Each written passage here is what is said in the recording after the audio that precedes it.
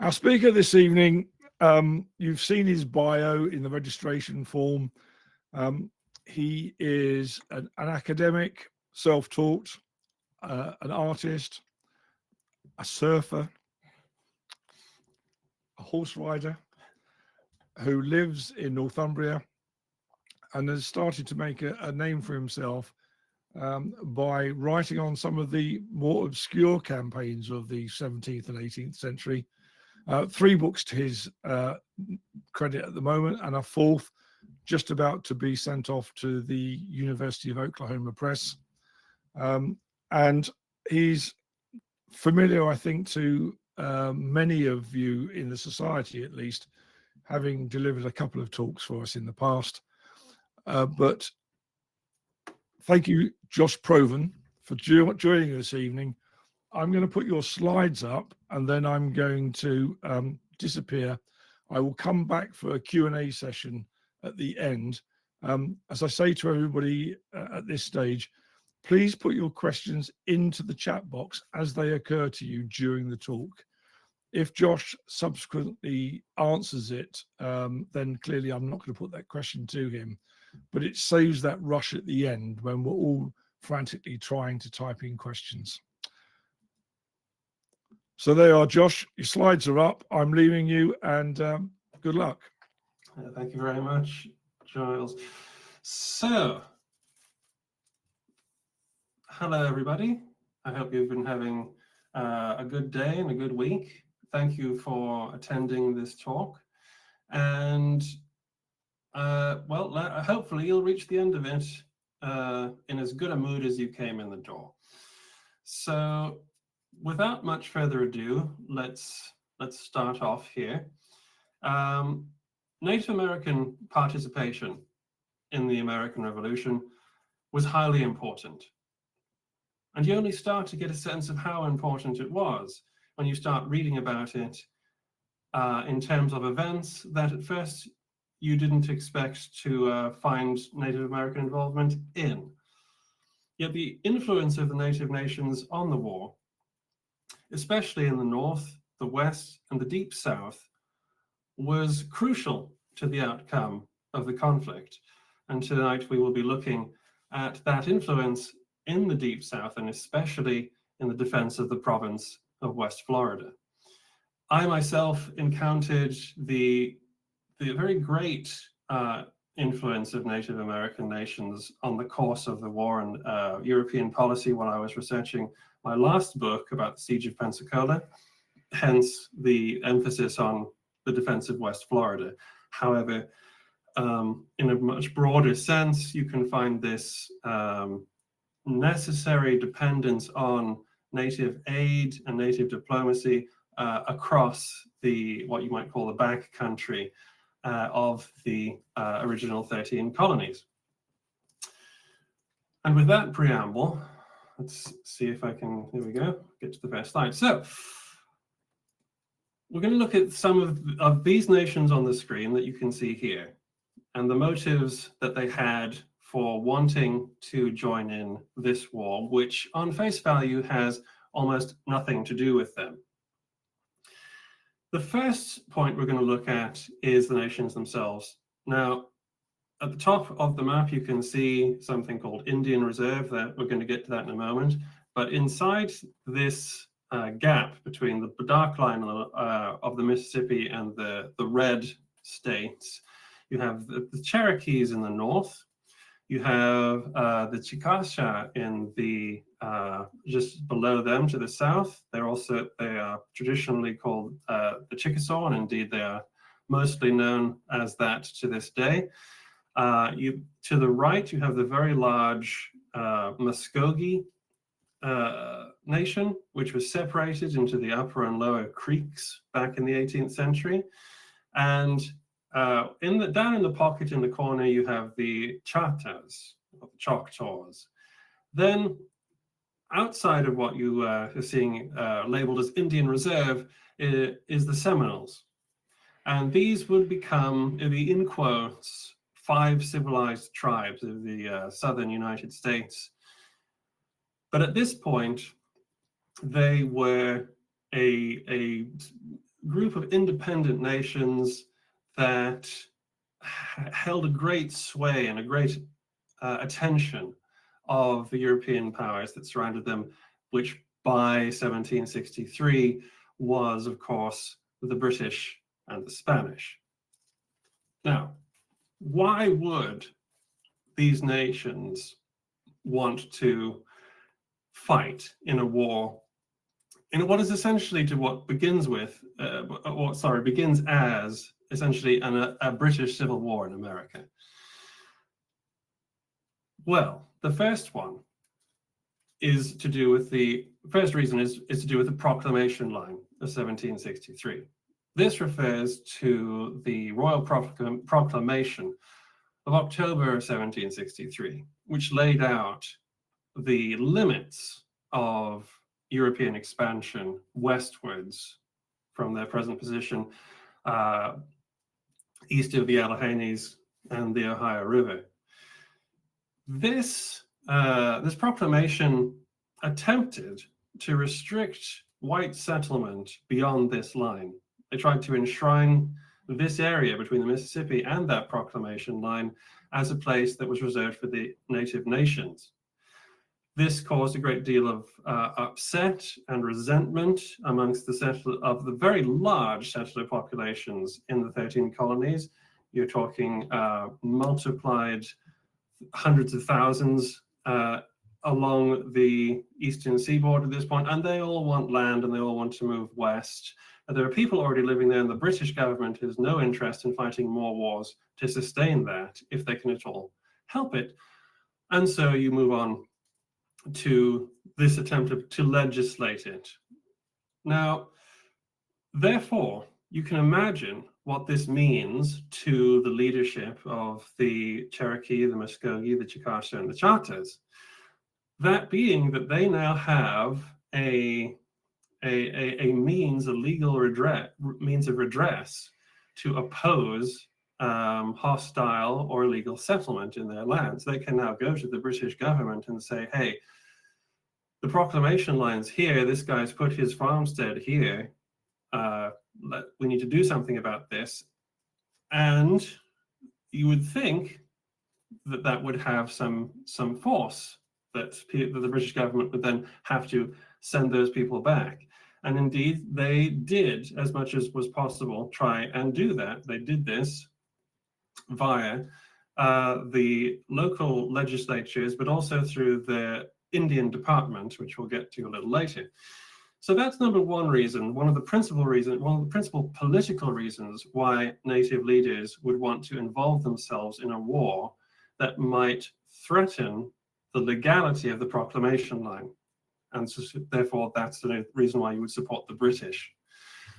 The other reason is connected to that is protection from enemies and rivals. Within the so-called Indian Territory, Indian Reserve, especially the Muskogees, the Choctaws, and the Choctaws had been intermittently in a state of war with each other. It depended. At the beginning of the American Revolution, actually, the Muskogees and the Choctaws were involved in a very bitter conflict, and indeed there had been conflicts inside each nation between the 1740s and the beginning of the American Revolution. Having a strong patron, say the French prior to the 7 Years' War, the Spanish after the 7 Years' War, and the British throughout the entire period, would allow you to better secure your nation amongst the others. For instance, the Choctaws actually used to be some of the most warlike in the region. However, they had taken a strong stance of neutrality after the 7 Years' War, and they are a very small nation. I haven't actually put the borders of what was considered each nation's territory into this map, but the Muskogees were by far the largest because they stretched all the way up. Their land stretched all the way up towards Virginia. And the Choctaws and the Choctaws were the smallest, with the Cherokee being also fairly extensive further up in what is now sort of modern Tennessee. The Seminoles were their own thing. They were They were colonists from the Muskogees who had decided they wanted to move out and do their own thing. And they were scattered Seminole towns all across East Florida at this point, recognized as such as well.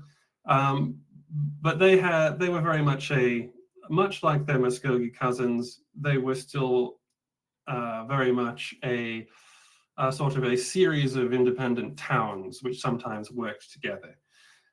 Now, that leads us to another reason for wanting to commit to one side or another, which was access to European markets. Trade is a big deal in this part of the world, and especially the further south you get and the further west you get away from those big ports on the east coast, and a lot of the trade is by rivers and through hunting paths, and it's the traditional area of the fur trade. This is where a lot of the economy is based, in the more rural areas of North America, and this is a two-way street. The native nations want European goods. They especially want tools and weapons. And as yet, the Europeans still want as many pelts and furs as they can possibly get their hands on, as well as various other types of food and things like that. But it is a very profitable trading relationship, and the native nations want access to markets in Georgia and West Florida and East Florida, because they, as you can see, they're very easy to access from their positions, especially if you live in the Muskogee towns or the Choctaw towns. If you live towards the Mississippi, then you're going to want, obviously, to perhaps have a look at what's going on in Louisiana, where the French used to be, and where the Spanish are from officially anyway, since 1763. Another reason why you want to go to war with the Europeans, which is something that Native Americans have been doing for a very long time at this point, is the opportunity to give young men war experience. This is a cultural aspect of attaining manhood in most of these nations, is that you must go to war, you must take prizes, and you must present them back home. And you can come back and be celebrated as a man, and as a warrior, and as a hunter, and as a provider, and you can start building your life upon this. You don't have to be a warrior all your life, but it helps if you've been on at least one expedition to fight somebody else, and you've taken a scalp or a prized item from a fallen enemy, or a captive even, and brought them back. Then, very closely connected to that is loot. Because if you go to war and there's enough of you, then the nation in question generally assumes that once you have defeated the enemy, you will probably have raided their camp, or maybe attacked a few of their towns or something like that, and you'll have been able to carry away a certain amount of goods and captured items that otherwise, that just sort of sweetens the pot. And this was, all these points were acted upon by the British to try and encourage the native nations to join them, and it was fairly successful. So with those points in mind, we will move on and have a little closer look at the area we're dealing with here. Now, originally, you had the province of La Florida, which is mostly East Florida, on this map, with its capital at San Augustine. And then you had what was actually originally French territory, which was part of the province of New France, and that was Mobile. And sometimes Pensacola. It changed hands a couple of times in its lifetime, Mobile and New Orleans. When the Spanish so at the end of the 7 Years' War, a secret treaty was made between the French and the Spanish, which gave Louisiana to the Spanish. And that included New Orleans. It did not include Mobile. That was given over to the British. And of course, the surrender of the Spanish territory to the British meant that they also lost St. Augustine and Pensacola. So when the British got in, they decided they would divide the new territory in two administrations, East and West Florida. And so you get this sort of strange division of the two Floridas. with this basic structure, as you can see at the bottom end of the map on the Gulf Coast of Mexico, with Baton Rouge and Natchez being on the Mississippi side of West Florida, which was considered the richest side of West Florida, the most promising side. That was where they were trying to start plantations and import slaves. Mobile, which has a very, very tempting bay and port, which at that point was considered the second city of West Florida. And then you have Pensacola, which again has a very good anchorage. And there was hope. And in fact, one Spanish writer actually called these 2 points, Mobile and Pensacola, the keys to the Gulf of Mexico. Another one called Pensacola, the surly guardian of the Gulf of Mexico. I'm not really quite sure why it's so surly, but I guess he had some issues with the British that he had not quite yet resolved. To the east, which is not going to concern us a great deal, but it's good to know where it is. You have St. Augustine, which is the oldest city in the Americas, in North America, I should say. And it is a very strong position, and it's the administrative seat of East Florida. St. Mark's, by the beginning of the American Revolution, was mostly in disrepair and was actually occupied for a great deal of the 1760s by a Seminole leader by the name of Tunape. And we may have time to go into his story a little later, but that sort of shows you that the big wide open stretches of East Florida is completely open to a lot of resettlement that nobody's really in control of. Meanwhile, a lot of effort is being put into Pensacola, Mobile, especially Natchez, to try and develop that into a prosperous colony. To the north, you have 3 towns, which I was able to identify from this map. You have Cusseta, you have Tallahassee, and you have Yazoo. The Tallahassee and Cusseta are 2 principal towns of the Muskogee Nation, and the Muskogees did have a kind of a city-state mentality to some extent. If you read original documents from this time, you will see that a lot of the, in quotes, nations here were referred to by their towns and cities rather than by the national or ethnic group in question. Yazoo is one of the principal towns of Choctaws, and it was again a similar story there, but there being a smaller nation had a little bit more unity in terms of what they were doing, especially if you had inspiring leaders. Moving along from the geography lesson, we'll have a little overview of the actions and events that we're going to try and take you through this evening. The first is the Cherokee and Muskogee backcountry raids between 1776 and 1777 especially.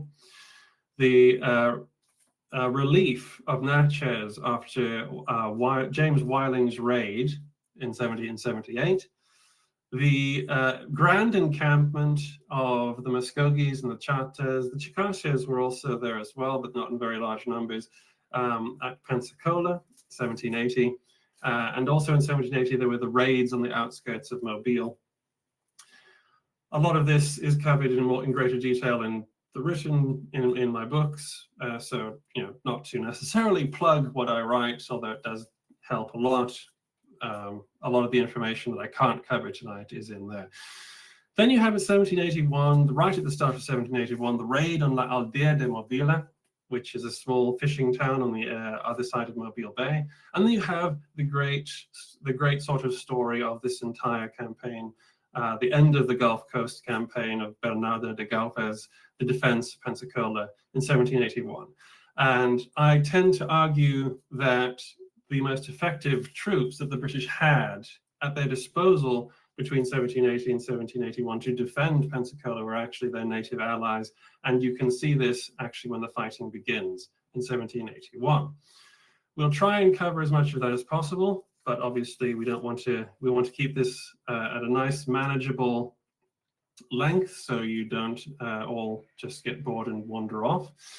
And maybe there'll be, if I miss anything, please do bring it up in the questions and I'll do my best to answer any of those that you might have, anything I might miss. So let's have a look at how the European allies saw their native allies.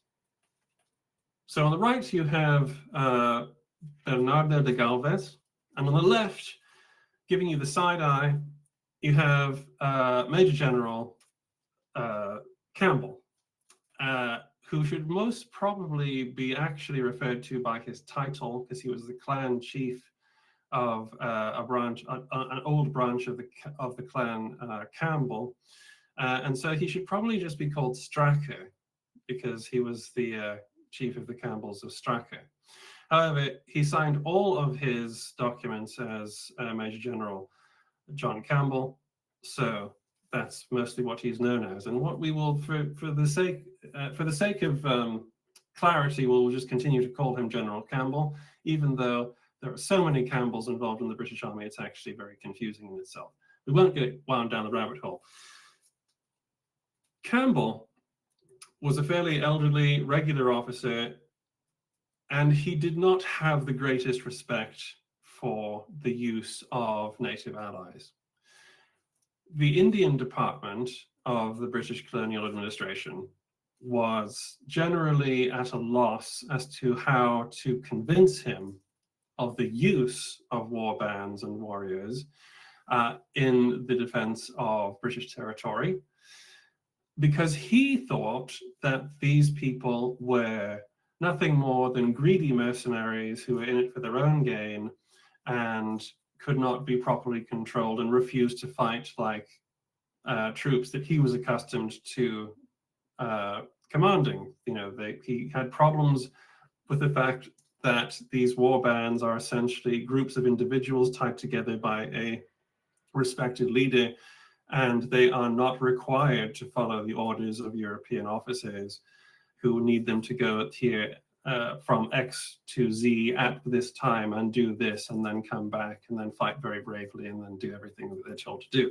He didn't understand that, and he was also hamstrung by the fact that he was inheriting a job that nobody particularly wanted and that was severely underfunded and undersupported. And one of his first jobs when he got into West Florida, into Pensacola as commander-in-chief, that is the military side of the administration, there was a governor as well. One of his first jobs was to try and cut spending. And one of the ways that he decided to do that was to cut spending in the Indian Department, which had been laying out vast sums of money to try and keep the nations, as they called them, on their side. And so he immediately starts to make himself very unpopular with any native leader that comes to offer their assistance, and completely ignores the advice of generally wiser heads such as the Superintendent of Indian Affairs, John Stewart, who advised actually, it was the governor of East Florida, that the native nations come at request, not command. They come because they want to come, not because they have been ordered to. And he just couldn't understand that, and it led to a lot of problems, which probably could have been avoided with somebody who, wanted to understand how best to use warriors in addition to, as a force multiplier to a regular force. On the right-hand side, we have Bernardo de Galvez, who is sort of the hero of the picture. And his stance was actually to try and exclude Native Americans from the fighting as much as possible. He had had bad experiences, we'll call it, on the northern frontier of New Spain as a young man fighting the Apaches. At this point, he was of the opinion that all Native Americans needed to be become protectorates of the European powers, and therefore could be controlled in that manner. But he did not see a use for warriors particularly, although there was about 160 warriors in his initial strike force against Baton Rouge. He tended to use warriors as scouts and hunters and a basic kind of screening force, but he did not like to use them actively. The reason he didn't like to use them actively because he had a somewhat patronizing idea of what civilized warfare should be. And because he always liked to keep the, in quotes, moral high ground, he had no interest in risking a massacre breaking out or civilian prisoners being taken and sold to him via war parties, which was a very common thing to happen. He wanted to fight a, in quotes, clean war away from civilian centers, and because he knew that the British used Native American auxiliaries, he knew that he could use this as political leverage to show that he was the good guy. And he actually wrote a letter to General Campbell in 1780 asking him not to use the very large accumulation of warriors and war bands that were camped at Pensacola, lest they bring down upon them the awful censure of humanity, I believe were his exact words, to which General Campbell sort of scoffed and wrote back that he would basically be a complete idiot if he didn't use every possible means at his disposal to defend his town. And so thanks, but no thanks, I think I'll do it my way. And then, of course, somewhat botched the idea of using native auxiliaries in the defense of Pensacola, but we will get to that. So as we can see, as you've seen from that, the British saw the native nations military component as something of a necessary evil, which was very useful to augment their very small garrisons, especially in the Deep South, but would generally prefer it if they could control them better, if they could have a tighter leash on them. Whereas Bernardo de Galvez, the Spanish, didn't have any interest at all really in using native auxiliaries in his campaigns. The two contrasting command styles continue to be interesting to observe comparatively, and it's very interesting to see the relationship between these two men as their campaign moves on. But that's somewhat beyond the scope of this talk this evening, so we will move on to Indian diplomacy. Now, the most important thing about Indian diplomacy in the 18th century was, in quotes, the talk. If you wanted to get anything done, if you wanted to send a message, if you wanted to explain policy or anything like that, you had to go and you had to give talks, because letter writing at this period is not going to get you very far. You need to send agents to councils and festivals, and to be continually circulating different talks and repeating different talks around the different towns, making sure that word is spread far and wide over a very large extent of territory before even and eventually obviously responding to the answers that are given in different talks. So the lifeblood of the British Indian Department in terms of its diplomacy with the native nations is sending people to give addresses, to give talks, to go on talking tours, essentially like that, of the nations of Indian territory. Superintendent John Stuart, who was the superintendent of Indian affairs from around 1762-63 to his death in 1779 or early 1780, was a key driver of a very progressive diplomatic policy based on the French system, which was to have constant contact and to embed agents in the different nations who could go continually to talks and events and go on these speaking tours, essentially, and continually be reporting back. It was also very expensive, as I mentioned before, because every time that you would go and visit a different town in one of the nations, you were expected to present presents and be given presents this is where the idea of the, in quotes, greedy Indian comes from, who was only after what he could get out of the Europeans, which, I mean, is not necessarily a moral judgment. It's probably fair to say that everybody should have got everything they could have gotten out of everybody in Indian territory back then. But nevertheless, that is why General Campbell tended to get his idea of the mercenary nature of the warriors who came to help him. And the Indian department were just not listened to in the way that they should have been, which would have allowed the British to mount a more effective defense when it came to it. But nevertheless, during his tenure as superintendent, he pushed this policy not only in the colonies, where he was immensely respected by all the nations, but also at Whitehall.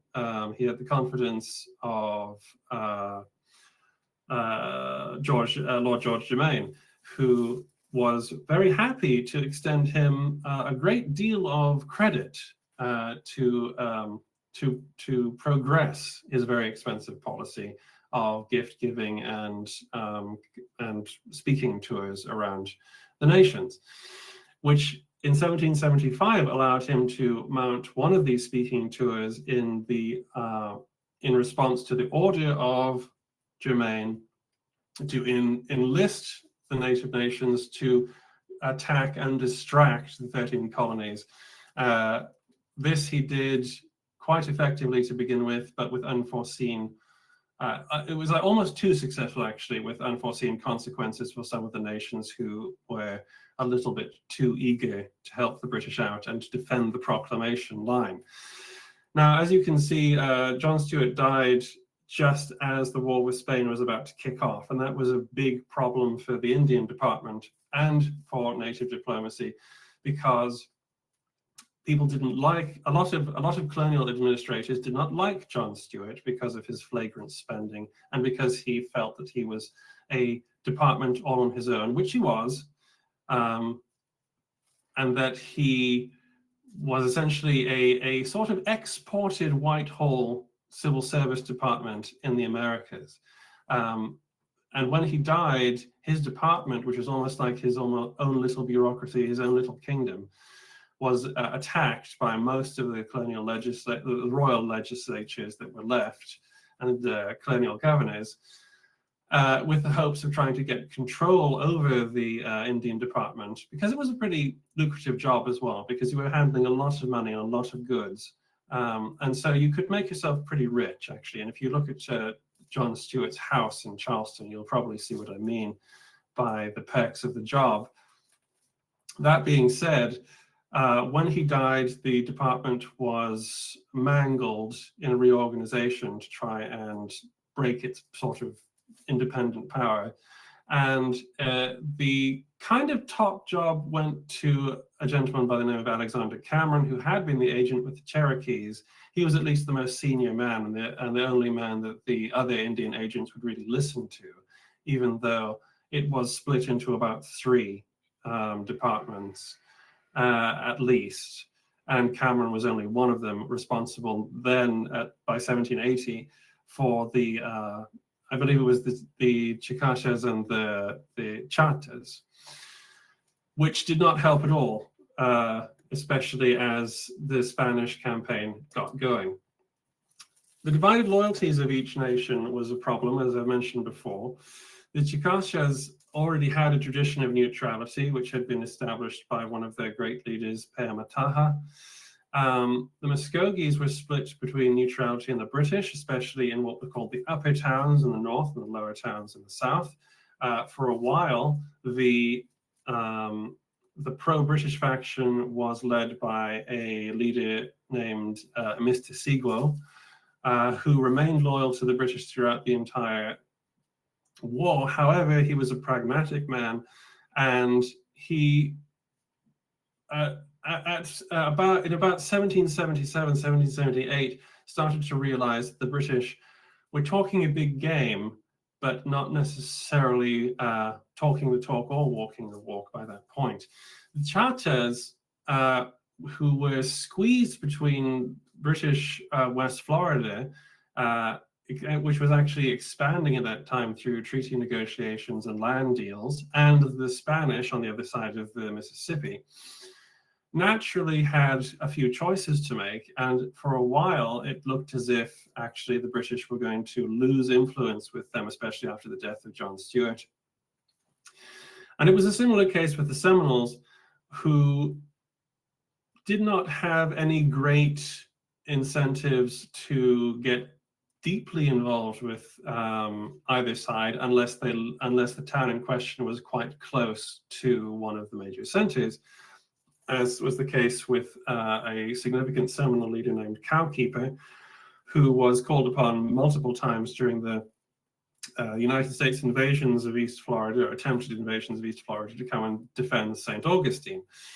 Then there were leaders like Tunape, however, who supported the Spanish because his father had supported the Spanish, and he had actually visited the Spanish capital in Havana and had been entertained quite royally there. In fact, this was quite common for Seminoles and Muskogees in the eastern Florida to be entertained by Spanish colonial governors.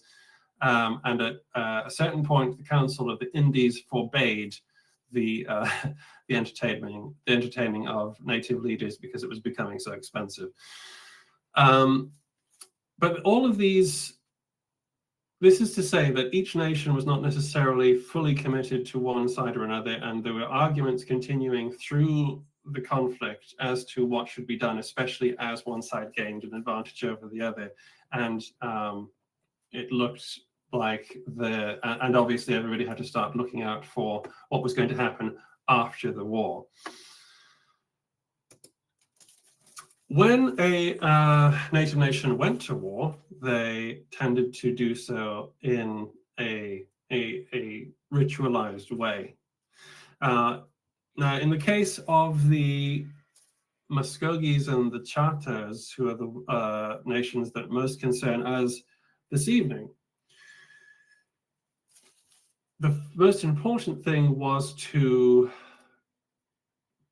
appoint a leader who would be listened to by a lot of the warriors who are out there to just sort of make a name for themselves, get some trophies, get some prisoners, and come back and have a good time and begin their lives as men.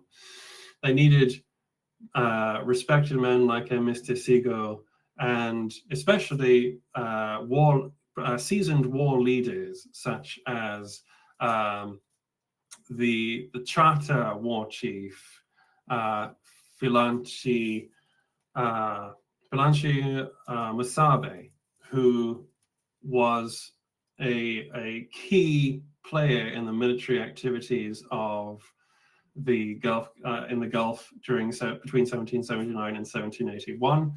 We read quite a lot about him in India, in the Indian Department records, and he seems to have been actually one of the most capable commanders in the South during this period.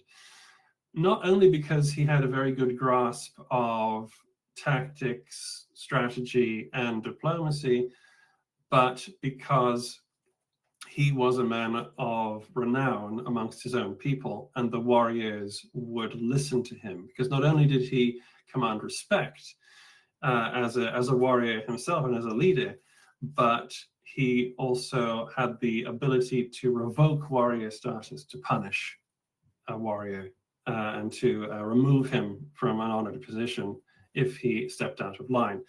And so a lot of the trouble that the British commanders would sometimes, and even Spanish commanders would often complain about, was often down to the fact that they just couldn't find war leaders with enough renown who could be listened to effectively support the British.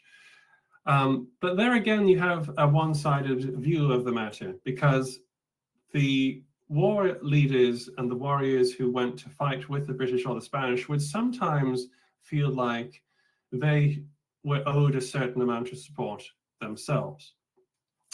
That's getting a little bit off topic there, because it's a bigger discussion. But you have to have a respected war leader. He will always have a lieutenant, and there are various names for that lieutenant in the various nations. But that guy is in charge of making sure the warriors are fed, that they are prepared, and that various rituals and ceremonies are conducted as the war party goes into the campaigning zone, into the battle zone, and to make sure they are prepared for the ordeal to come. This could be done by various means, by the singing of particular songs, by the imbibing of what they called the black drink at particular moments, the painting of the face and the skin, the decorating of weapons, and the special preparation of food, which only one warrior was generally allowed to prepare. Operating in generally small groups under various commanders, there is similarities to modern special forces in the way that each man would often tend to have specific things they were good at. Some of them were hunters, some of them were scouts, some of them were like the preparer of food, some were ceremonial, mostly ceremonial, things like that, in the way they operated. And this actually allowed them, when they were in the bush, to operate incredibly effectively. And if the Europeans had known more about how they liked to operate, they would have been even more effective. As it was, one of the things to remember is that when Native Americans, especially in this part of the world, went to war, they went in a particular mindset and in a particular state of focus drawn from these ceremonies. They left the normal world and entered a completely different one that was ruled by very dangerous forces, which they sort of became part of. Which is why there is a great deal of ritual involved in going to war and attaining renown through war. And some of the ceremonies were to enhance their prowess in battle. For instance, the painting of any weapon or the blessing of any weapon. There is a song that the Choctaws sang that indicates that some felt that when they painted their bodies in the colors of war and death, the black and red, that they became invisible, which is just going to help you out if you're going to go and ambush people like in the Last of the Mohicans. Although, there was a lot of guys in the woods in the Last of the Mohicans, so that they probably didn't have to have as much invisibility in that particular scenario. But we're not talking about the North here, we're talking about the war in the South. And you can read about the various war bands and war parties and what they did and prepared in the journals of Francisco de Saavedra and the diaries of Chaplain von Waldeck, who, and they both wrote extensively about the Native Americans they met when they were in West Florida, with varying degrees of fascination and disgust, as tends to be the case with Europeans in the 18th century. So moving along, we're going to jump over to the Siege of Pensacola and to explain a little bit about how important this element of the British forces were. Now, prior to the beginning of the siege, there were at least 1,500 warriors present through the summer of 1780.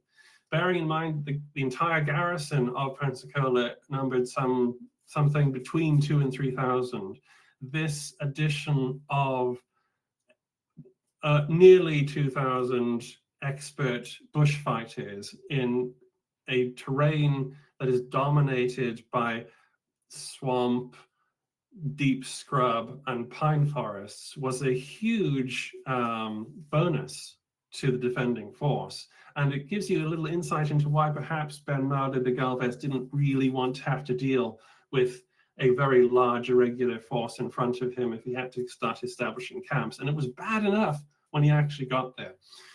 However, due to Campbell's mismanagement of the Allied situation, there were only it was a dwindling number that never apparently exceeded a certain amount during the entire siege. During the attack on Aldea de Mobile, there was 420 warriors present, supplied by the Indian Department. And then there were no less than 500 Choctaws and Muskogees present during the siege, with a very small amount of Choctaws as well. Now, during the Spanish advance, as I said, it was bad enough even with the low numbers of warriors who were there. They were constantly attacking the Spanish camps, attacking them at the dead of night when the fires illuminated the crouched figures around in silhouette, and they would take pot shots.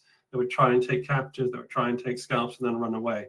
It got so bad the Spanish actually started to fortify their camps whenever they selected a site. They would fortify it with a very impressive outer earthwork, with little redoubts at every corner, with small artillery pieces in each loaded with grape shot. And basically what had to happen was that Galvez had to assign rapid response forces made up of the Spanish militia troops, and to have the guns constantly loaded with grape shot to spray the forest whenever these attacks would happen. As relations between the British and the mostly Choctaws diminished and got worse through the length of the siege, the warriors started to go home, because there was no longer any profit in fighting hard against the Spanish if the British weren't going to do the same, and they weren't getting rewards for what they were doing, and they felt they were being abandoned. We'll get into that a little later, but the reduction of opposition from the Native American allies that were available to the British made life an awful lot easier for the Spanish, who had been constantly under pressure in their own camps through the majority of the siege. And indeed, Bernardo de Galvez himself was shot in the hand by a warrior during one of the moves to one of the new camps as the Spanish got closer. As we can see here, this is the lovely artwork by Krista Hook, which she made for the front cover of my book, Every Hazard and Fatigue, The Siege of Pensacola. And this is just to demonstrate a little more specifically what that opposition looked like. It started off on the wrong foot. The war bands under Franchimastabe were actually going home. They had to be recalled when the Spanish arrived. There was the warriors who drew the first blood at Pensacola when the Spanish reinforcements arrived from Mobile. Between the 9th of April and I think it was about the beginning of May, you had the warriors responsible for the majority of the Spanish casualties throughout that entire period, which was around 31 to 37 men killed and wounded. And from that moment, from a particular moment, you get less and less emphasis on the Allies, more criticism of the Allies from General Campbell. And it's sort of telling that as the warriors draw back and away, the closer the Spanish get and the easier it is for them to establish their works. The most serious engagement, the largest engagement that occurred between the native allies, the British, the British forces at Pensacola, and the invading Spaniards happened at the fight at Neal's Meadow on the 30th of March, 1781. As you can see from the breakdown here, it was a fairly simple fight that grew up around a movement of the Spanish army to a new encampment. The Loyalists and the Choctaws marched out to oppose the attack, to attack the landward column, because Galvez had separated his army in two, moving some by sea and some by land. The screening force took its position to protect the campsite that came under attack. And according to all the sources, they came under very heavy attack from the Choctaws under Franchimastabe and the loyalists and Captain Johnson's battery of artillery. The fallout from that attack, which was eventually repulsed by a very aggressive counterattack by Galvez himself, was that had the warriors been sufficiently supported, that they would have driven the Spanish screening force back into their boats. But that is speculation, and that was to some extent a symptom of the breaking down of relations between the native and British allies at that point, as both sides started to blame each other for things going wrong. As you can see here, I've included some quotes which you may not be able to read entirely, but again, do please ask any questions you would like at the end. It was said by Superintendent Cameron that the Indians in general behaved with great spirit and detachment, and he said that had we but as many more of them, particularly on the 30th of March at Neal's Meadow, they would have driven the whole Spanish army into the sea. No men could have behaved better than they did that day. Then the problem became that Campbell did not agree with this, and in fact he wrote to General Clinton in New York that it was the fault of the native allies that the Spanish had been able to get so close, because he was unable to get them to go and fight whenever he wanted them to. They had actually, under the Choctaws had actually established their camp about 6 miles away from Pensacola, for reasons you can see pointed out by one of their war chiefs here, where he says that they were being basically abandoned to fight the Spanish by themselves. So unless you start showing us you value our presence here, we're probably just going to go home. The interesting thing about this, and this was said by Franchimastabe, is that he had reacted to the raid on the Mississippi by James Wyland. And when he had done that with about 150 of his warriors, and they'd gone down to Natchez, and they had secured it, they had relieved it from the threat of attack. When he left, he warned them that he was not going because he feared the Americans. He was going because he feared the diseases that hung around European settlements. And so he never liked to site his camps very close to European places of habitation or business. But that didn't obviously make it easy. It didn't make it easy for him to respond quickly to General Campbell's requests for troops.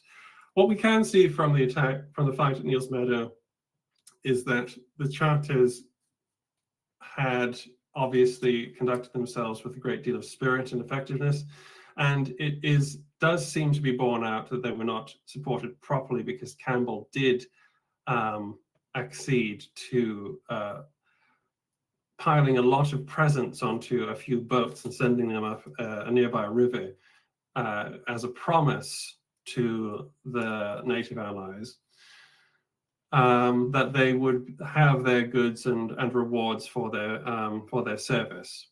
However, the siege ended before any of those could be distributed, and the damage really had been done because Campbell continued to keep his European troops back as long as possible. Reaching the end then of the talk, we can observe that Indian diplomacy, as conducted by the British Indian Department, and the presence of large war bands or even small war bands at any European fort or town was integral to the defense of remote locations like West Florida. It was in the interests of the enemies of the British to dissuade the native nations from joining the British in any of their campaigns because of the damage that they could do. Luckily for most of the enemies of the British, officers like General Campbell did not know best how to employ irregulars with the skills of the Choctaws or the Muskogees. And as such, when relations inevitably broke down, the war bands would leave, and obviously that would continue the cycle of the British and whichever ally it tended to be, considering them useless. However, it was a perfectly logical thing to do, that if you're not getting a reward for fighting, then why are you actually there in someone else's war? As it happened, the precaution of leaving the British to their own devices was quite sensible, although the Choctaws did not leave immediately. There was a large party who left after the surrender of Pensacola, with Alexander McGilvery, who became very famous later on as the paramount chief of the Muskogees. And he and the rest made sure to loot those ships that Campbell had put on the Escambia River on their way out, which caused a big stink with Galvez when he heard about it after the surrender. The Spanish did not have a particularly vindictive Indian policy when it came to the peace. They did not really have a plan for what they were going to do with East and West Florida when they recaptured it. And they always, as I said before, preferred neutral Native American factions to active Native American factions. And so that was how they had no particular axe to grind. Unfortunately, this would leave the majority of those 5 nations, as I've tried to sketch out, at the mercy of the expanding United States, because with the fall of British North America came the end and the dissolution of the proclamation line that so many had signed up to fight in defense of. Well,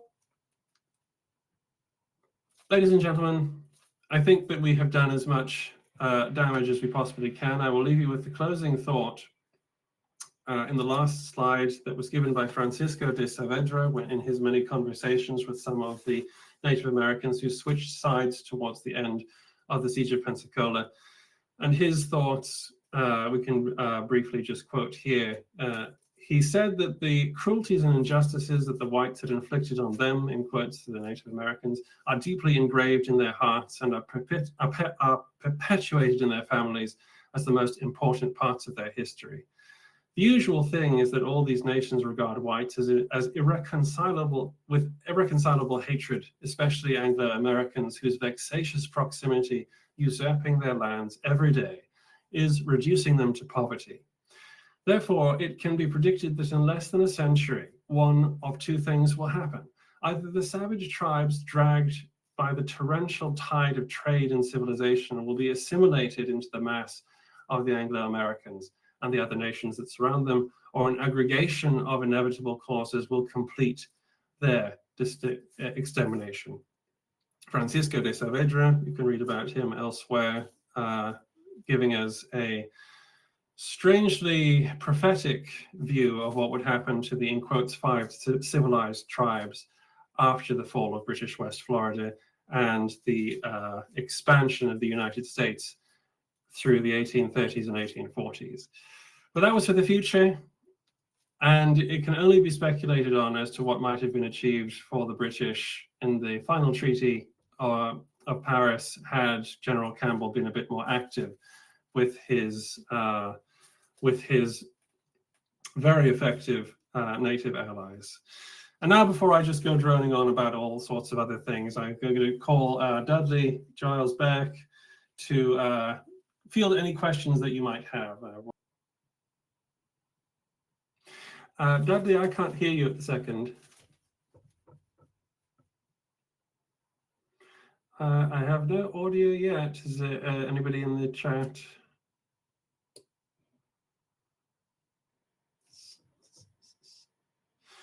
Right, so Dudley's just going to try and sort this by a soft reset there, ladies and gentlemen. We'll try and get to your questions as soon as possible. It happens all the time. It's technology. What are you going to do?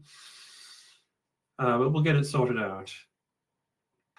Alas, Dudley, it's being very strange.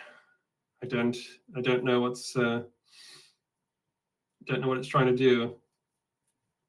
This did not come up in the rehearsal earlier, unfortunately. I thought it was going to be my end that was going to to die.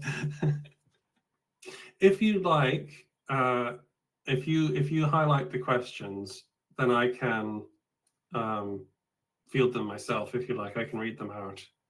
Okay.